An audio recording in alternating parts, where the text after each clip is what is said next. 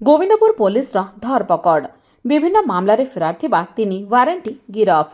संबलपुर जिला बामरा ब्लॉक अंतर्गत गोविंदपुर थाना पुलिस एक बड़ धरणर कार्यानुष्ठान ग्रहण कर दीर्घ दिन धरी फेरार थिबा तीन जन वारंटी को गिरफ करिबारे सफल होईछि।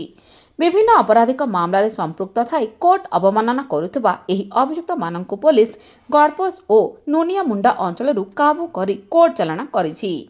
सूचना अनुसार गिरफ अभियुक्त मानक मध्य नुनियामुंडा ग्रामर मित्रभानु जयपुरिया एवं बुंडुकामाल ग्रामर टीमा ओरफ सुभाष मैती अंतर्भुक्त। एही दुई जनक नाम पूर्वर गंडगोल जनित मामला रुजु होइथिला। सेहीपरि गड़पोस तेहुरीपड़ार चंद्रभानु छछान बेपरुआ गाड़ी चालना मामलें अभियुक्त थिले। एही तीन अभियुक्त विभिन्न समय कोर्टर निर्धारित तारीख में हाजर हेउनथिले। बारंबार तारीख अवमानना करने कारणरू मान्यवर कोर्ट सेमानक नाम जामिन विहीन गिरफ परवाना जारी करथिले।